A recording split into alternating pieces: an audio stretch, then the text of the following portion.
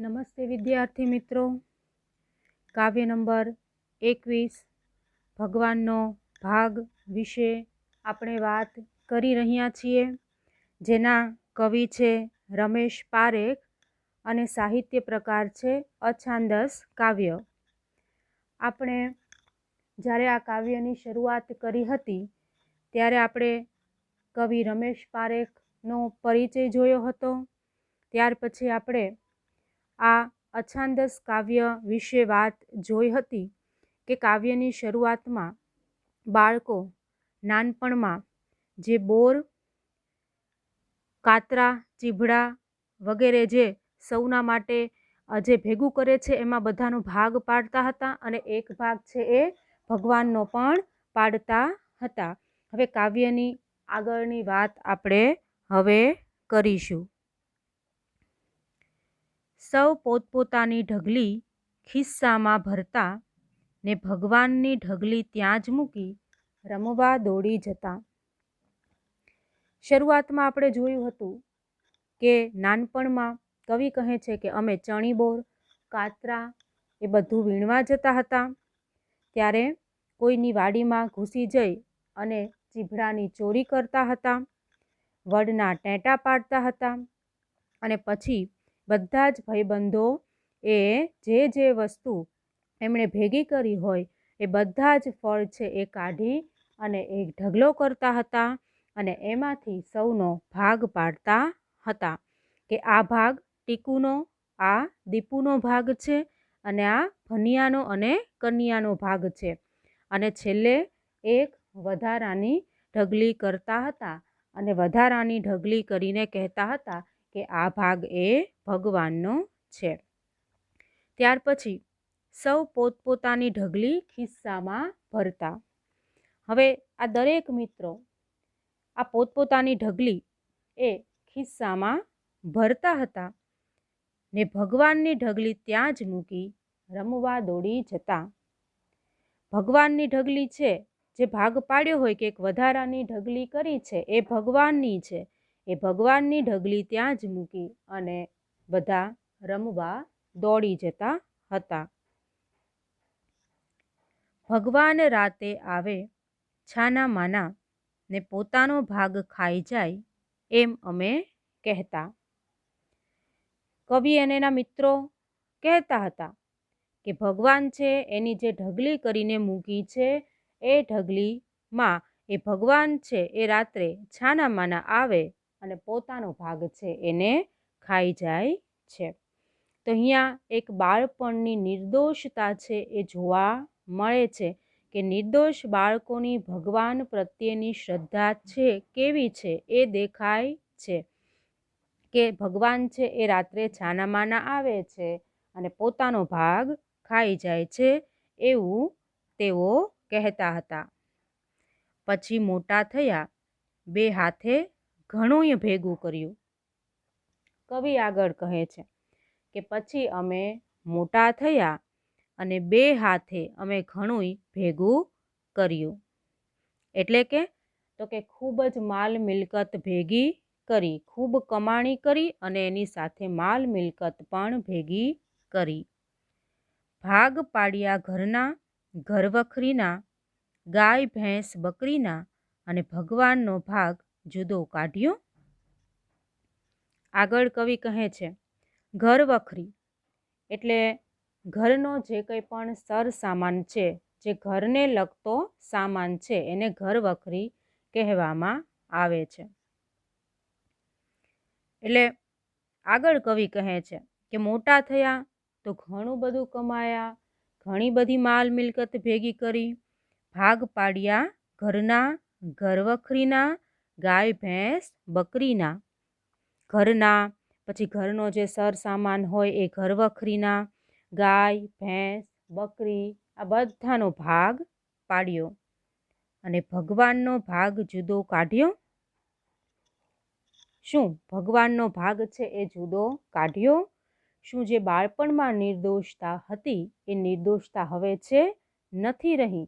એટલે કવિ કહે છે કે મોટા થયા, ઘણુંય ભેગું કર્યું, ખૂબ કમાયા, માલ મિલકત પણ ભેગી કરી, પણ સાથે સાથે ઘરનો સામાન, ગાય, ભેંસ, બકરી બધાના ભાગ પાડ્યા, પણ ભગવાનનો ભાગ શું જુદો કાઢ્યો?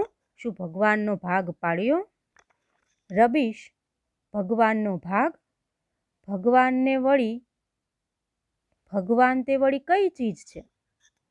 રબીશ આમ તો અંગ્રેજી શબ્દ છે જેનો અર્થ થાય છે કે વાહિયાત વાત, એટલે કે જે અર્થ વગરની વાત છે, અર્થહીન છે.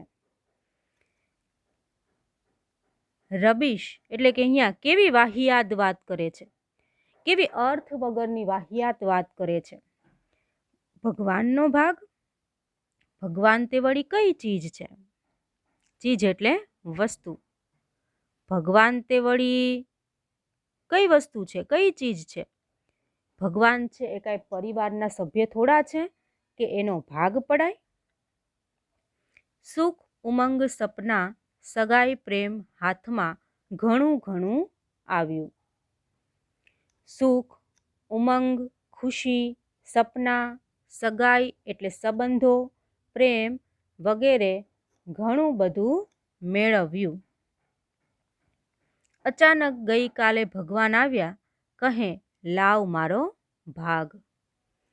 અચાનક ગઈકાલે ભગવાન આવ્યા અને ભગવાન કહે છે કે લાવ મારો ભાગ. કવિએ કહ્યું કે શું ભગવાનનો ભાગ જુદો પાડ્યો? કેવી વાહિયાત વાત કરે છે, કેવી અર્થહીન વાત કરે છે. ભગવાનનો ભાગ. ભગવાન તે કોઈ ચીજ છે? કઈ ચીજ છે? શું એ પરિવારના સભ્ય છે? શું એનો ભાગ પાડવાનો હોય? સુખ, ખુશી, પ્રેમ, સપના, સંબંધો વગેરે ઘણું ઘણું મેળવ્યું.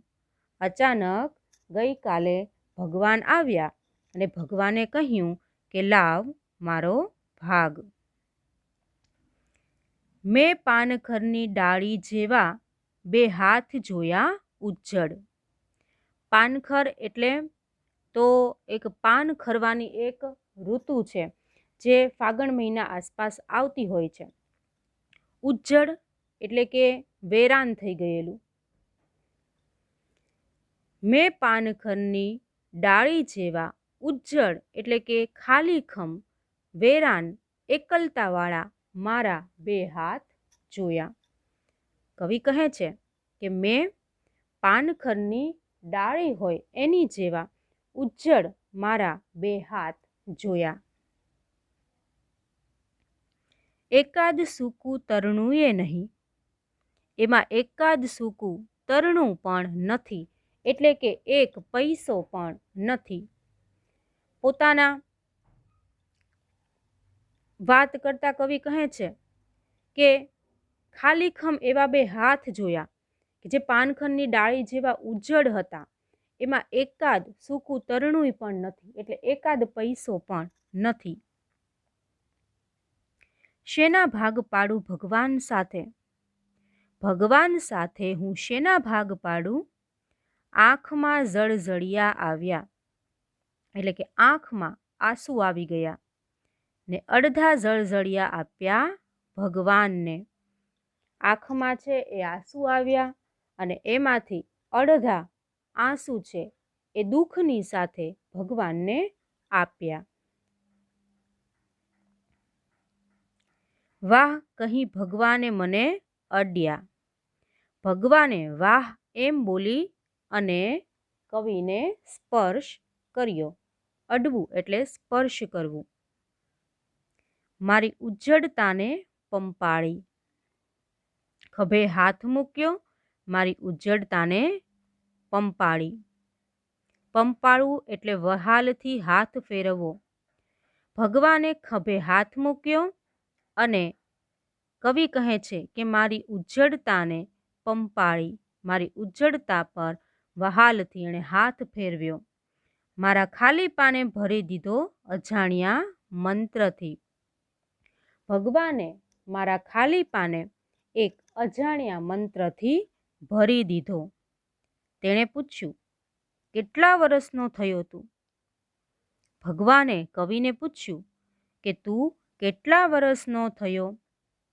50નો હું બોલ્યો. કવિ જવાબ આપે છે કે હું 50નો થયો. અચ્છા, ભગવાન બોલ્યા, 100માંથી અડધા તો તે ખર્ચી નાખ્યા. ભગવાન બોલે છે કે 100 વર્ષમાંથી અડધા તો તે ખર્ચી નાખ્યા. હવે લાવ મારો ભાગ. એટલે કે 100માંથી અડધા વર્ષો તો તે પસાર કરી નાખ્યા છે, હવે મારો ભાગ લાવ. ને મેં બાકીના 50 વર્ષ ટપ દઈને મૂકી દીધા ભગવાનના હાથમાં. ટપ દઈને એટલે તરત જ. કવિ કહે છે કે મેં બાકીના 50 વર્ષ એ તરત જ ભગવાનના હાથમાં મૂકી દીધા, એટલે કે ભગવાનને અર્પણ કર્યા. ભગવાન છાના માના રાતે એનો ભાગ ખાય. તો ભગવાન છાના માના રાત્રે આવીને એનો ભાગ ખાય છે, એટલે કે એનો ઉપયોગ કરે છે. કવિના આંખમાં આંસુ આવે છે. એમાંથી અડધા દુઃખ છે એ ભગવાનને અર્પણ કરી દે છે. ભગવાન વાહ એમ બોલી અને કવિને સ્પર્શ કરે છે.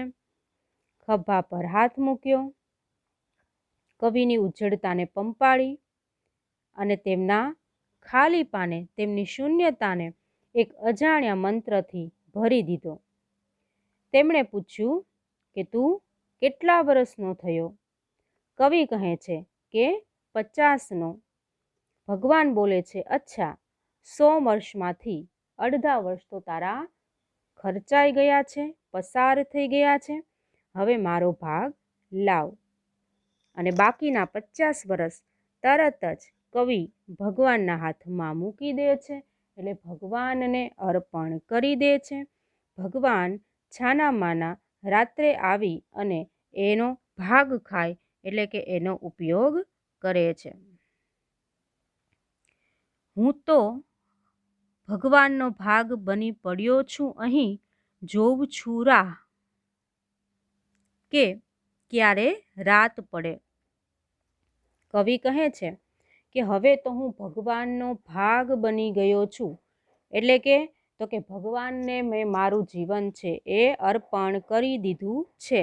એટલે હવે કવિ એ ભગવાનની રાહ જોવે છે કે ક્યારે રાત પડે ને ક્યારે આવે છાના માના ભગવાન.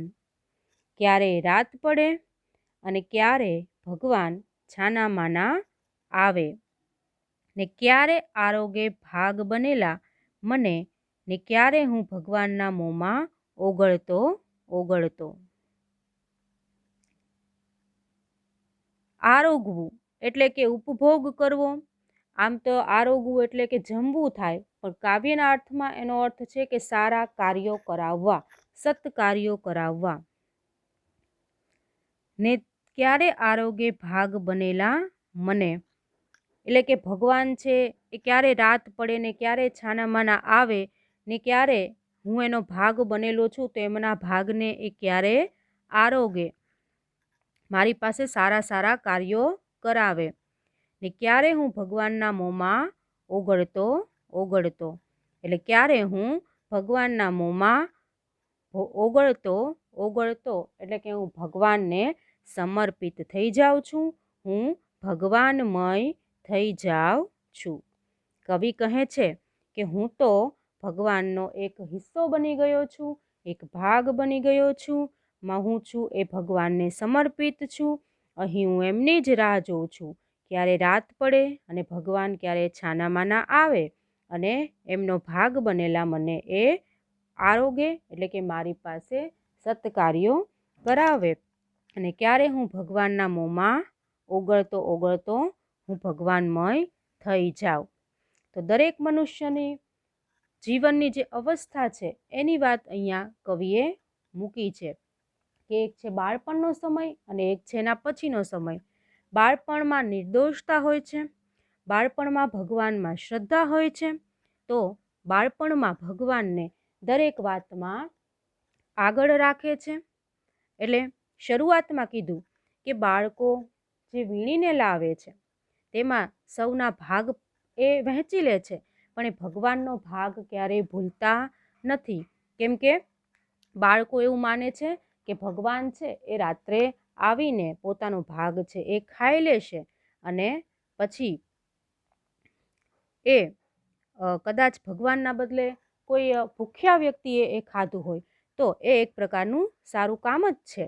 પણ અહીંયા જ્યારે મનુષ્ય મોટા થયા પછી જે કંઈ પણ સમૃદ્ધિ મેળવે છે અને એ વખતે જ્યારે ભાગ પાડવાનો સમય આવે છે તો ત્યારે એ ભગવાનને ભૂલી જાય છે.